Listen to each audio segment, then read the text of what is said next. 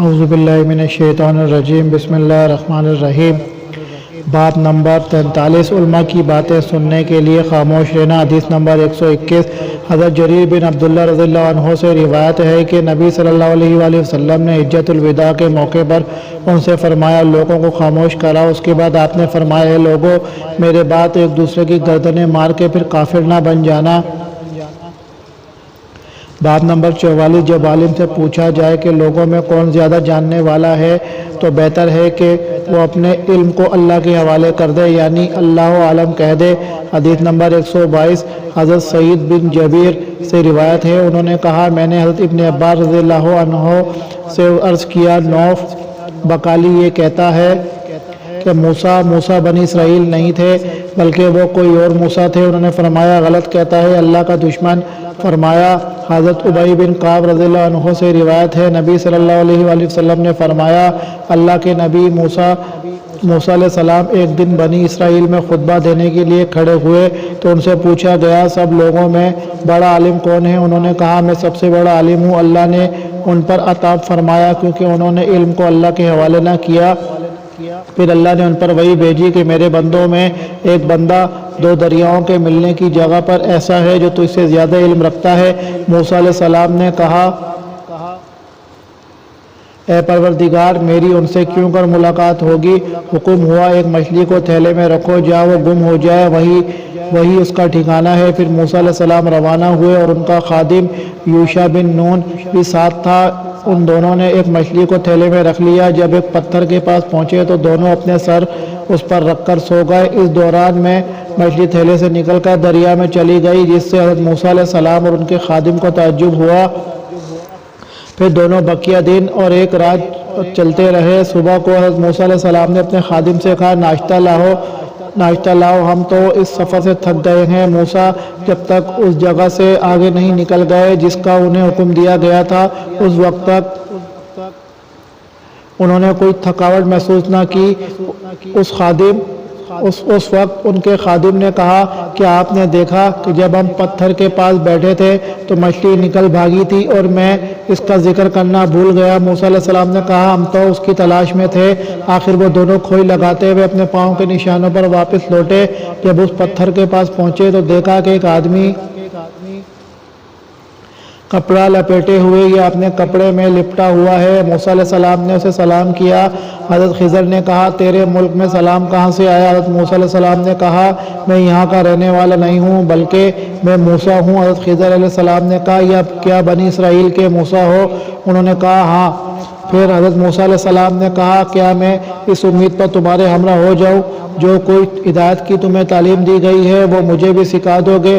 خضر علیہ السلام نے کہا تم میرے ساتھ رہ کر صبر نہیں کر سکو گے۔ موسیٰ بات دراصل یہ ہے کہ اللہ تعالیٰ نے ایک قسم کا علم مجھے دیا ہے جو تمہارے پاس نہیں ہے اور تم کو ایک قسم کا علم دیا ہے جو میرے پاس نہیں ہے۔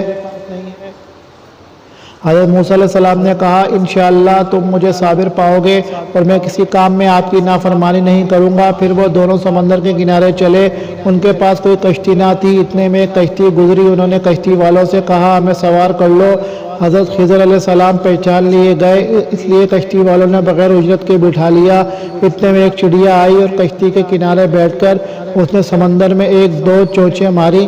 حضرت خضر علیہ السلام گویا ہوئے اے موسیٰ میرے اور تمہارے علم نے اللہ کے علم سے صرف چڑیا کی چونچ کی بقدر حصہ لیا ہے۔ پھر حضرت خضر نے کشتی کے تختوں میں سے ایک تختہ اکھاڑ ڈالا۔ حضرت موسیٰ علیہ السلام کہنے لگے ان لوگوں نے تو ہمیں بغیر کرائے کے سوار کیا اور آپ نے یہ کیا کیا یہ کام کیا کہ ان کی کشتی میں چھید کر ڈالا تاکہ اہل کشتی کو غرق کر دو۔ حضرت خضر علیہ السلام نے فرمایا کیا میں نے نہ کہہ دیا تھا کہ تم میرے ساتھ رہ کر صبر نہیں کر سکو گے؟ موسیٰ نے جواب دیا میری بھول چوک پر مواخذہ نہ کریں۔ رسول اللہ صلی اللہ علیہ وآلہ وسلم نے فرمایا موسیٰ کا پہلا اعتراض بھول کی وجہ سے تھا۔ پھر دونوں کشتی سے اتر کر چلے۔ ایک لڑکا ملا جو دوسرے لڑکوں سے کھیل رہا تھا۔ خضر نے اس کا سر پکڑ کر الگ کر دیا۔ موسیٰ نے کہا آپ نے ایک معصوم جان کو ناحق قتل کیا۔ خضر نے کہا میں نے آپ سے نہیں کہا تھا کہ آپ سے میرے ساتھ صبر نہیں کر سکو گے؟ ابن عینیہ نے کہا یہ زیادہ تاکیدی الفاظ ہیں کیونکہ اس میں لگ کا اضافہ ہے۔ پھر دونوں چلتے چلتے ایک گاؤں کے پاس پہنچے۔ وہاں کے باشندوں سے انہوں نے کھانا مانگا تو انہوں نے ان کی مہمانی کرنے سے انکار کر دیا۔ اسی دوران میں دونوں نے ایک دیوار دیکھی جو گرنے کے قریب تھی۔ حضرت خضر نے اسے اپنے ہاتھ سے سہارا دے کر سیدھا کر دیا۔ حضرت موسیٰ علیہ السلام نے کہا اگر تم چاہتے تو اس پر اجرت لے لیتے۔ حضرت خضر بولے بس یہاں سے ہمارے تمہارے درمیان جدائی کی گھڑی آ پہنچی ہے۔ نبی صلی اللہ علیہ وآلہ وسلم نے فرمایا اللہ تعالیٰ موسیٰ علیہ السلام پر رحم فرمائے۔ ہم چاہتے تھے کاش موسیٰ صبر کرتے تو ان کے اور حالات بھی ہم سے بیان کیے جاتے۔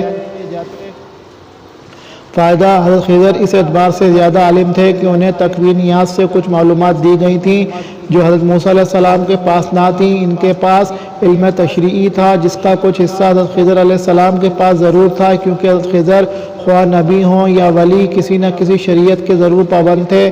اگرچہ حضرت موسیٰ علیہ السلام کے تشریعی علوم کے مقابلے میں ان کے تکوینی علوم کی کوئی حیثیت نہیں ہے، جس کا اعتراف حضرت خضر کے بائیں الفاظ کیا کہ اللہ تعالیٰ نے ایک قسم کا علم مجھے دیا ہے جو تمہارے پاس نہیں اور تمہیں ایک قسم کا علم دیا ہے جو میرے پاس نہیں۔ دراصل حضرت خضر یہ کہنا چاہتے ہیں کہ میرے علوم آپ کے پاس نہیں اور آپ کے علوم میرے پاس نہیں، اس لیے عالم میں ہوں نہ آپ، بلکہ عالم وہ ذات اقدس ہے جس نے ہم دونوں کو علم سے بہراور کیا ہے۔ حضرت خضر علیہ السلام موسیٰ علیہ السلام سے افضل نہ تھے، لیکن آپ کا یہ کہنا کہ میں سب سے زیادہ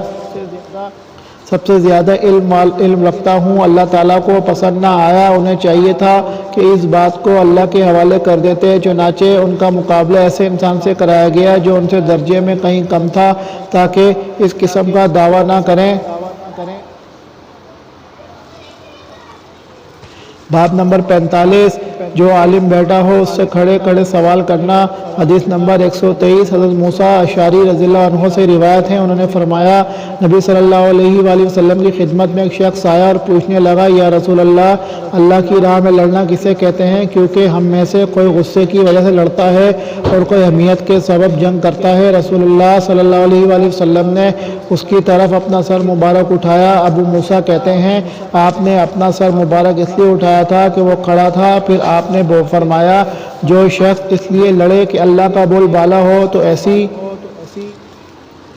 لڑائی اللہ عز و جل کی راہ میں ہے۔ باب نمبر 46 رمی جمار کے وقت سوال کرنا اور فتویٰ دینا۔ حدیث نمبر 124 حضرت عبداللہ بن عمرو رضی اللہ عنہ سے روایت ہے، انہوں نے کہا میں نے نبی صلی اللہ علیہ وآلہ وسلم کو جمرے کے قریب بائیں حالت دیکھا کہ آپ سے سوالات کیے جا رہے ہیں۔ چنانچہ ایک شخص نے کہا یا رسول اللہ میں نے رمی سے پہلے قربانی کر لی ہے۔ آپ نے فرمایا اب رمی کر لو، کوئی حرج نہیں۔ دوسرے نے دریافت کیا یا رسول اللہ میں نے قربانی سے پہلے سر منڈوا لیا ہے۔ آپ نے فرمایا اب قربانی کر لو، کوئی حرج نہیں۔ الغرض کسی بھی چیز کی تقدیم و تاخیر کے متعلق سوال کیا گیا تو آپ نے اس کا جواب دیا اب کر لو، کوئی حرج نہیں۔ باب نمبر 47 ارشاد باری تعالیٰ تمہیں صرف تھوڑا سا علم دیا گیا ہے کی تفسیر۔ حدیث نمبر 125 حضرت عبداللہ بن مسعود رضی اللہ عنہ سے روایت ہے میں نبی صلی اللہ علیہ وآلہ وسلم کے ساتھ مدینے کے ویرانے میں چل رہا تھا اور آپ کھجور کی چھڑی کے سہارے چل رہے تھے۔ راستے میں چند یہودیوں کے پاس سے گزر ہوا، انہوں نے آپس میں کہا ان سے روح کے متعلق سوال کرو۔ ان میں سے ایک نے کہا تم ان سے ایسا سوال نہ کرو کہ جس کے جواب میں وہ ایسی بات کہیں جو تمہیں ناگوار گزرے۔ بعض نے کہا ہم تو ضرور پوچھیں گے۔ آخر ان میں سے ایک شخص کھڑا ہوا اور کہنے لگا اے ابو القاسم روح کیا چیز ہے؟ آپ خاموش رہے۔ میں نے دل میں کہا کہ آپ پر وحی اتر رہی ہے، چنانچہ میں کھڑا ہو گیا۔ جب وحی کی کیفیت ختم ہو گئی تو آپ نے یہ آیت تلاوت کی اے پیغمبر یہ لوگ آپ سے روح کے متعلق پوچھتے ہیں، کہہ دو کہ روح میرے مالک کا حکم ہے اور انہیں بہت کم علم عطا کیا گیا ہے۔ امام عامش نے کہا کہ ہماری قرأت میں ایسا بصیغہ غائب ہی ہے۔